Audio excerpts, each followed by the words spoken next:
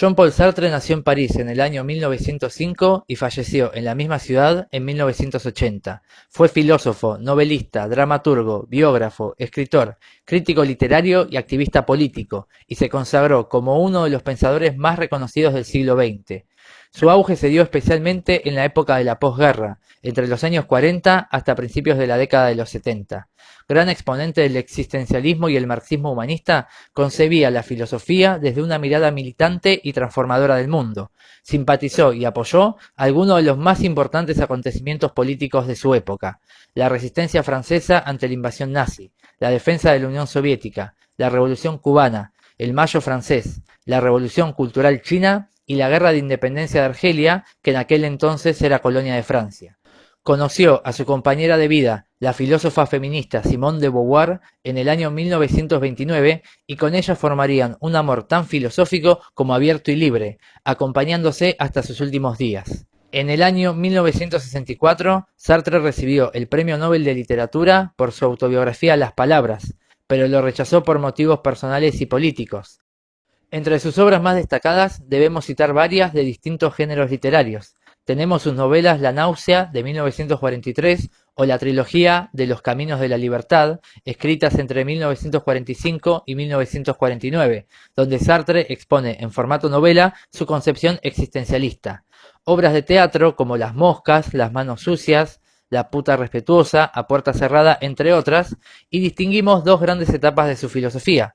La primera, donde sobresalen El ser y la nada, de 1943, y la conferencia El existencialismo es un humanismo, de 1946, y la segunda, donde reconfigura su teoría existencialista dentro del pensamiento marxista, con la publicación de La crítica de la razón dialéctica en 1960.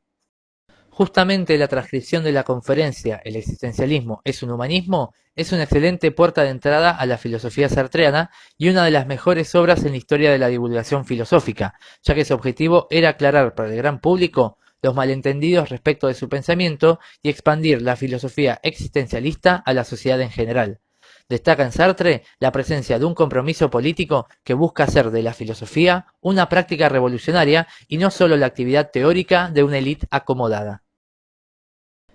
En esta conferencia, Sartre plantea que en el hombre, o mejor dicho, en el ser humano, la existencia precede a la esencia. ¿Pero qué significa esta frase?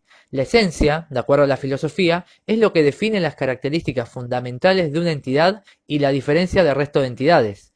Es lo que hace que una mesa sea una mesa, por ejemplo, o que un triángulo sea un triángulo y no un círculo. Esta esencia se expresa en lo que se llama definición y tiene un carácter universal. Definiendo la mesa, defino a todas las mesas, el concepto de mesa. Tanto los elementos de la naturaleza como los objetos fabricados tienen una esencia que las define como entidades, les asigna una función y de esta forma determinan su modalidad de existencia. Pero en el ser humano, la existencia es anterior a la esencia. El ser humano primero existe, es arrojado, yecto al mundo, nace sin haberlo querido, en una época y un lugar que no eligió, en un mundo sin sentido ni plan previo, pero una vez que existe, que es, no tiene otra opción que elegir. Se define a sí mismo de acuerdo a las decisiones y acciones que realiza en su relación dialéctica con el mundo. Esto no implica olvidar el hecho innegable de que siempre estemos involucrados en una situación, inmersos en una facticidad previa que nos aliena y nos objetualiza, pero el ser humano es quien da sentido a esa situación y la supera con el ejercicio de su libertad. Esta libertad es el modo de ser de la conciencia que Sartre denomina el ser para sí. La conciencia es una nada, una negación, un vacío en un mundo de cosas que parecen completas y no nos necesitan, pero allí estamos, existiendo y proyectando nuestro ser. El problema es que habitualmente creemos que somos esencias, entidades definidas y cerradas, cuando no somos más que lo que elegimos ser. Sartre rechaza de este modo cualquier definición de una esencia humana.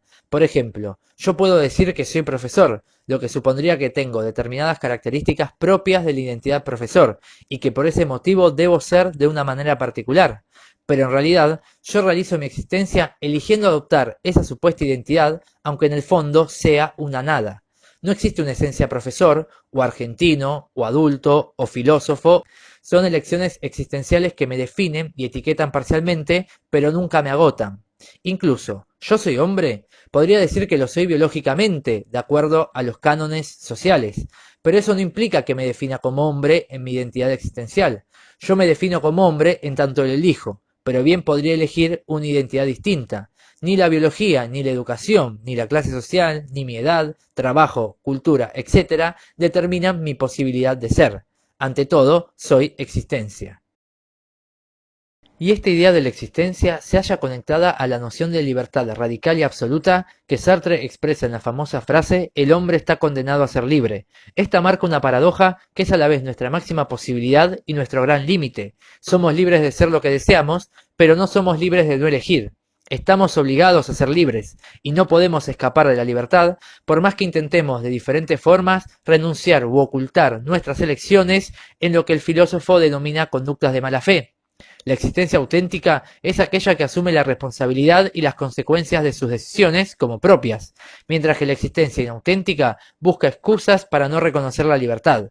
Y es que la libertad, aunque normalmente le demos una connotación positiva, también es dolorosa, conflictiva, angustiante, ya que la libertad sartreana nos deja desamparados ante el momento de la elección. No hay dioses, certezas, éticas, morales, ni señales en el cielo o en la tierra que nos aseguren que nuestras acciones serán las correctas. Y es que si somos absolutamente libres de elegir y nadie es más responsable que nosotros de la decisión que tomamos, ¿estaremos dispuestos a aceptar las consecuencias de lo que hacemos y somos? La libertad nos condena a ser responsables no solo ante nosotros mismos, sino también ante la humanidad que creamos en la acción. Al elegirme a mí como ser humano, defino a la humanidad entera. Y en esta existencia absurda no tenemos ninguna excusa que nos libere de esta condena a la libertad. Creamos nuestra vida eligiendo, y somos aquello que elegimos frente a la libertad de los otros. Si bien el existencialismo comenzó su ocaso en los años 70, eclipsado por el auge del estructuralismo, la figura de Sartre continúa siendo un símbolo de compromiso ético, político y filosófico. 4 días después de su muerte, el 15 de abril de 1980, miles de personas fueron a despedir sus restos al cementerio de Montparnasse. Se había ido uno de los filósofos más importantes, influyentes y populares de la historia contemporánea. Todavía hoy lo seguimos extrañando.